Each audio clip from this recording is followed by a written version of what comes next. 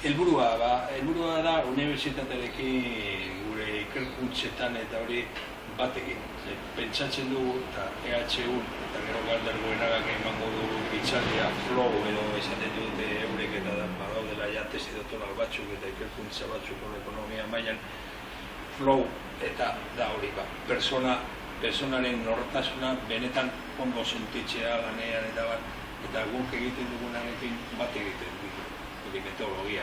Orduan, saiatzen ari gara unibertsitatearekin sakontzeko harremanak ea unibertsitatean ere sartzen den olako metodologiak. Hasi baino lehenago lan munduan. Emprendizaje edo horretan. Gure helburua azken finean hori da. Emprendizajean sartu gauza hauek eta gero proiektu enpresarialak benetan izateko personentzako aberasgarriak. Bere burua garatzeko bai personalki eta bai profesionalki.